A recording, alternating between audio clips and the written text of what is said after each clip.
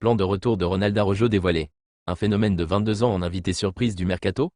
Christensen au bloc opératoire. Le Barça ment pour Yamal, le PSG dénonce. La nouvelle grosse annonce de Naples sur Kvaratskhelia. Nouveau gros coup dur annoncé pour un taulier du vestiaire.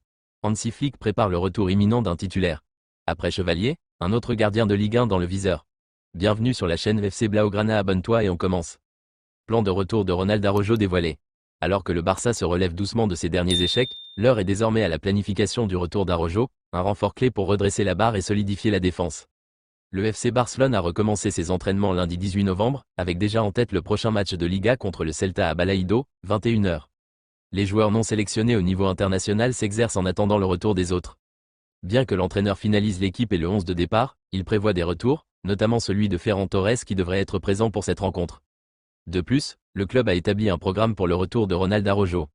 Araujo revient sur scène. Le défenseur central uruguayen est dans la dernière ligne droite de convalescence après sa blessure au tendon des ischio-jambiers de la cuisse droite, subie en quart de finale de la Copa América en juillet dernier et qui l'a contraint à subir une intervention chirurgicale. Après seulement 4 mois de travail, l'évolution est bonne et son retour est désormais une question de fixation de délai. Ce n'est pas encore décidé, il ne s'agira certainement pas d'aller à Vigo, mais Hansi Flick et son staff technique veulent commencer à dessiner son retour comme ils l'ont déjà fait avec Gavi, mais l'intention est que ce soit avant la fin de la saison année. Il est même prévu qu'il soit entièrement disponible à la mi-décembre, comme l'a déjà expliqué Mundo Deportivo. Araujo est envisagé pour la rencontre contre les Ganes le 15 décembre prochain.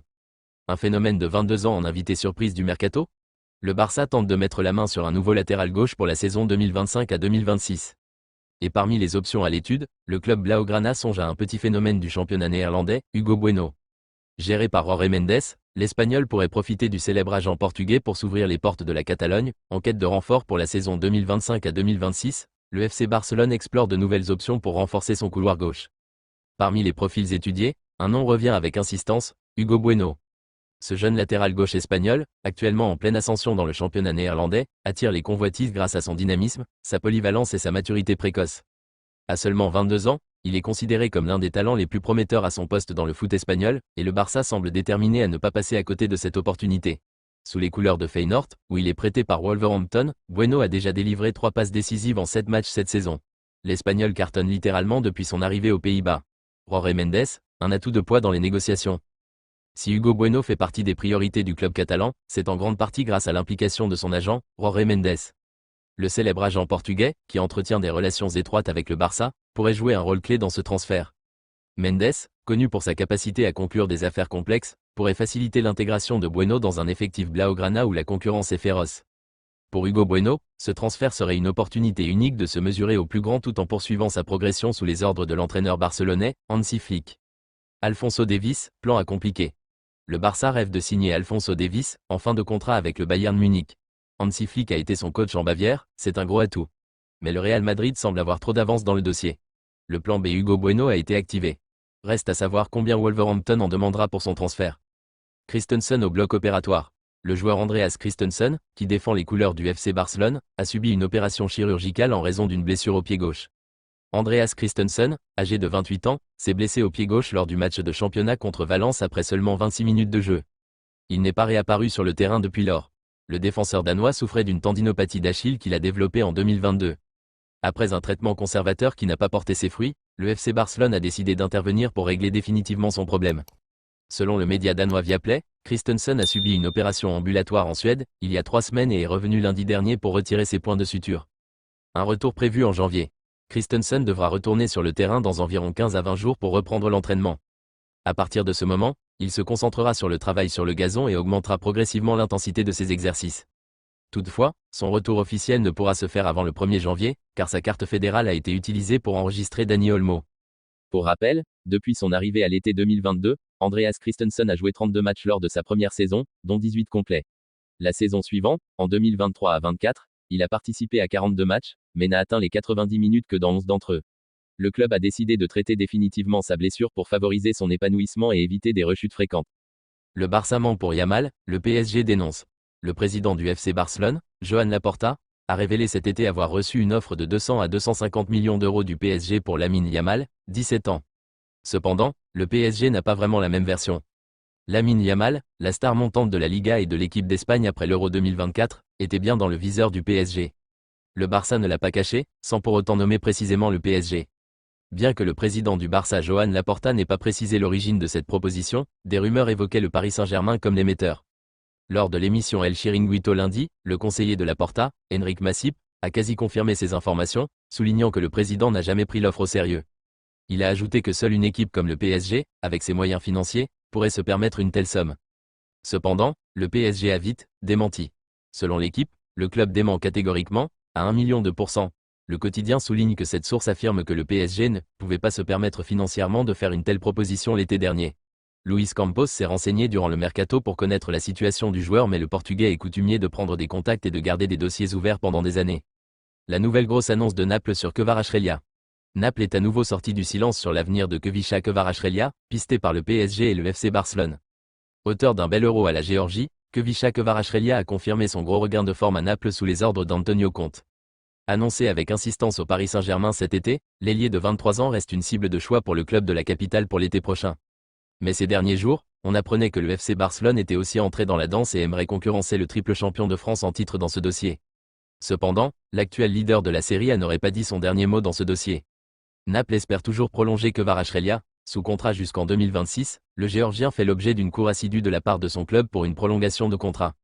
Invité à s'exprimer sur le sujet, Giovanni Manna, le directeur sportif du club napolitain, a confirmé l'envie des partenopéis de trouver un accord. Nous voulons conclure un nouvel accord pour récompenser Kvara. Nous sommes toujours en négociation, si nous ne parvenons pas à un accord, nous en discuterons à nouveau à la fin de la saison, a-t-il cependant déploré. Pour rappel, le natif de Tbilissi souhaiterait un salaire à la hausse et une clause libératoire à hauteur de 80 millions d'euros. Pour résumer, Naples est à nouveau sorti du silence sur l'avenir de Khvicha Kvaratskhelia, pisté par le PSG et le FC Barcelone. Auteur d'un bel euro à la Géorgie, Khvicha Kvaratskhelia confirme à nouveau son gros regain de forme à Naples sous les ordres d'Antonio Conte. Annoncé avec insistance au Paris Saint-Germain cet été, l'ailier de 23 ans reste une cible de choix pour le club de la capitale pour l'été prochain. Nouveau gros coup dur annoncé pour un taulier du vestiaire. Un nouveau coup dur a été annoncé concernant un taulier du vestiaire du FC Barcelone. Blessé au tendon d'Achille depuis le mois d'août, Andreas Christensen vit des moments compliqués au FC Barcelone. Il y a quelques jours, on apprenait que le club culé était intéressé à l'idée de le vendre dans un avenir proche, soit cet hiver soit cet été. Une chose est sûre, sa cote sur le marché des transferts est toujours élevée puisque des clubs de première ligue seraient attentifs à sa situation. En attendant, les galères continuent pour l'international danois d'un point de vue physique. Nouvelle intervention chirurgicale pour Christensen. En effet, Catalunya Radio annonce que l'ancien joueur de Chelsea a subi une nouvelle intervention chirurgicale et que son indisponibilité va désormais se prolonger.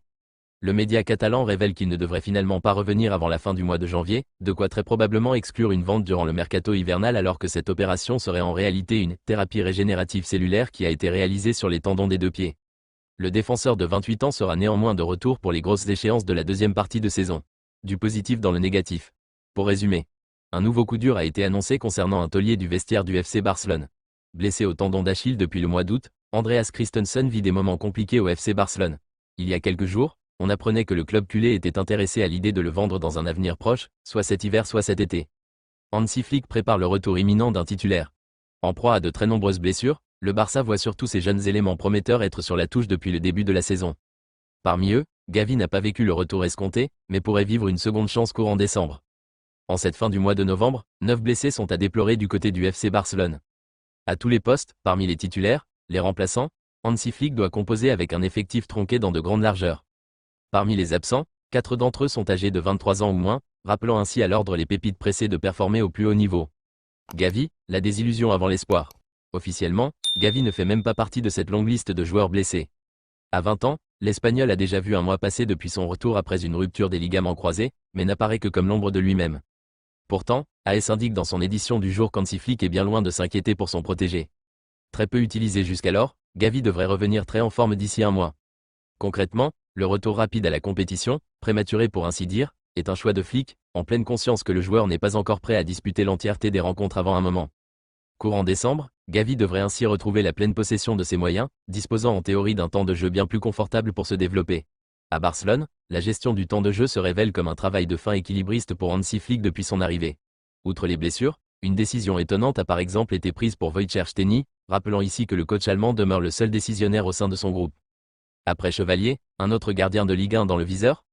Le FC Barcelone serait intéressé par un autre gardien de Ligue 1 pour venir apporter de la concurrence à ce poste.